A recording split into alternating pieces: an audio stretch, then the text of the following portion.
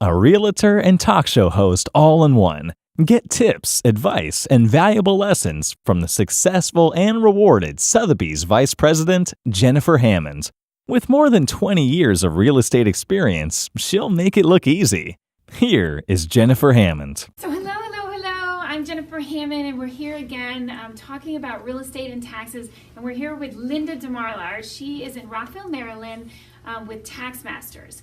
And we'll make sure we get all that information out there for you. But Linda, now, this is a fun topic. Always love to talk about real estate investment properties. So if you bought a real estate investment property, what are some of the benefits, tax benefits, of owning a real estate investment property? Oh, there's so many of them. We're going to go through quite a few. Okay. First of all, you have to know that Congress not only wants you to buy a house, Yay!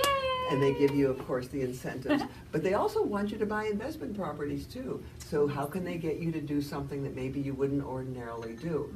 Because, you know, if you buy an investment property, it means you're going to become a landlord. Right. Now, when you're a landlord, you're risking three things. Your time, your money, and your aggravation. Okay? Yes, I've been a landlord. You've been a I landlord, understand. so you know. So how can Congress get you to risk time, money, and aggravation? They give you the tax incentives and tax deductions. Right. And there's lots of them. Oh my gosh. I have a form with about this many lists of things that you can deduct when you are a landlord. Now, the first thing is that they will give you all the deductions for what we call the carrying costs. So if you have to pay condo fees, or if you pay interest on the mortgage, the real estate taxes, insurance. What about a cleaning. management company? Yes, if you decide not to manage it yourself, maybe it's out of town, or maybe you're very busy and you're smart enough to know that what your limitations are. Right. You hire a realtor or a management company. Good. So all of those fees that you pay, not only for them, but also for the advertising to find the tenant. And sometimes you'll pay an extra fee based on the first month's rent. Right. Whatever that is, it's going to become Right. deductible. Good, very good. Yeah. And so what are some of the other benefits of owning a real estate property? Oh, can we do my favorite one first? Yes. My favorite one is travel to the rental Yay! property. Now, So buy a rental property in Hawaii. yes, yes, if you would like to. I had a client who bought 2 condos in Hawaii a long time ago because he worked for an airline that flew frequently to Hawaii.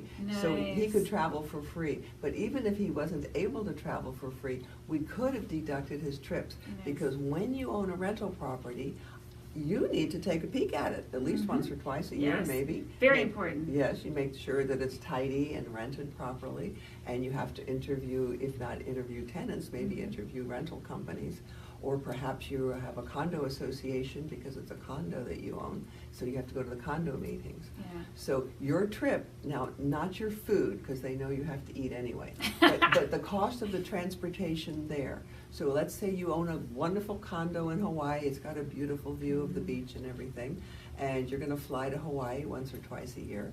You can deduct not only the cost of your flight, but once you get there, you're allowed to stay in your own rental property 2 weeks per year. Oh, okay. So this was very nice because my client who owned 2 condos, that gave him a month per year, 2 weeks in each property. Also, you're allowed to stay in the property if you're doing kinds of repairs and major things, not just sitting around looking at paint chips. I mean, you'd have to actually be doing the painting or something Right. like that. But in any case, those things give you the ability also to deduct your trip there. And also, if you stay in a hotel, because you can't stay in your own property, for either it's rented or maybe you've used up your 2 weeks, then the cost of your hotel and the cost of your rental of your car while you're there to drive back and forth, so you can go to Home Depot or places like that to get supplies. So all of this now becomes a tax deduction, which comes off your rental income.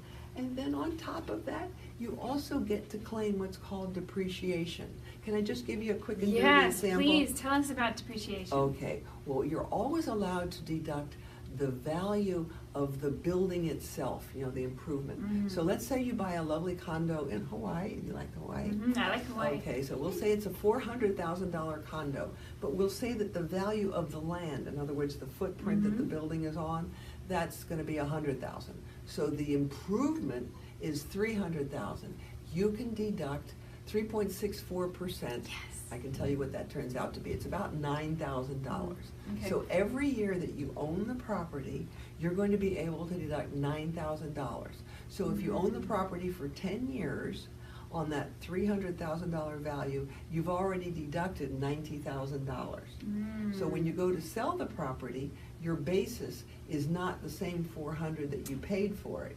It's only 310 because you've already deducted the 90. Got it. However, when you sell it and you do have to pay tax on that 90, you get a wonderful limitation because it's considered recaptured and it's only taxed at a maximum of 25%, even though you might be in a much higher tax bracket.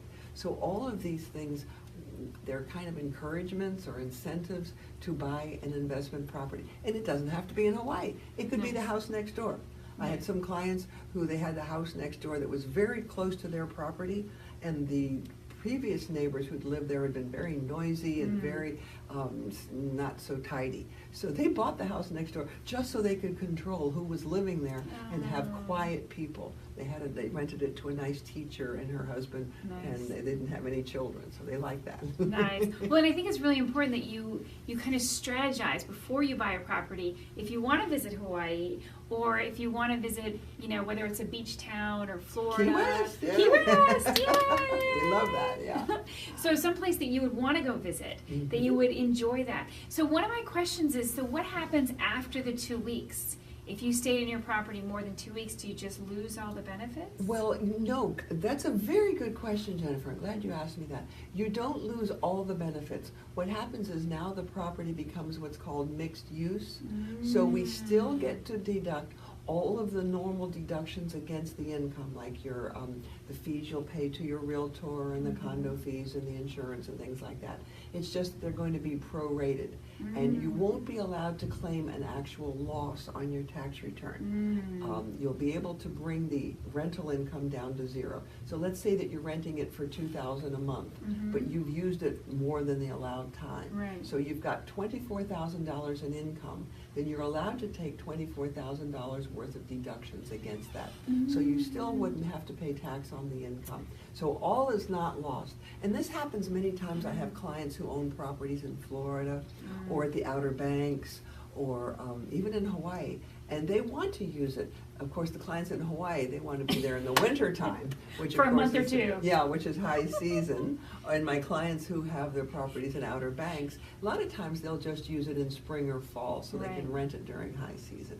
So what we do is, this is where a good tax accountant is necessary, because we can figure out to them whether it's worth it. I had one client that found out she was going to lose so much money by using her own property too much, her tax savings, that it was easier for her to rent another person's property.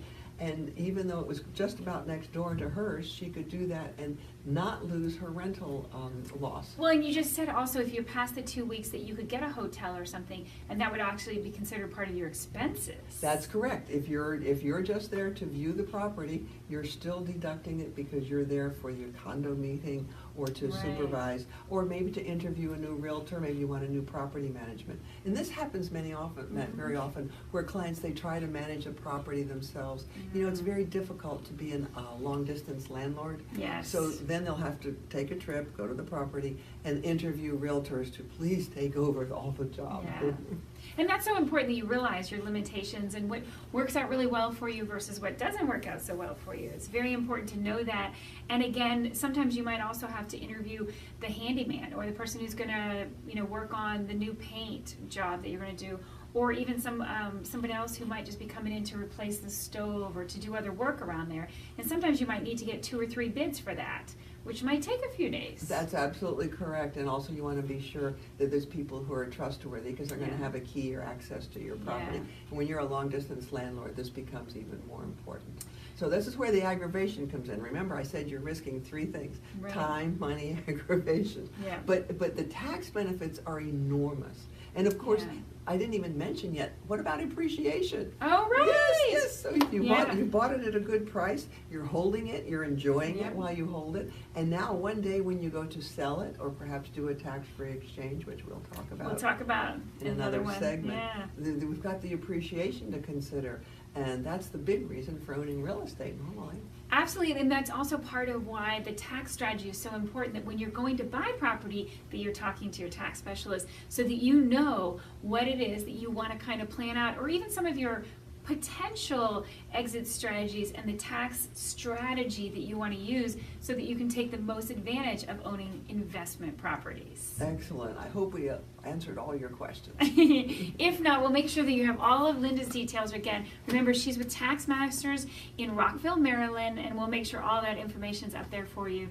Thank you again for tuning in to the Jennifer Hammond Show with Linda DeMarlar, talking about taxes and real estate investing properties. Thank you for listening to Jennifer Hammond's podcasts. If you liked what you heard, leave a comment or like on iTunes. For more information, visit her website at jenniferhrealty.com.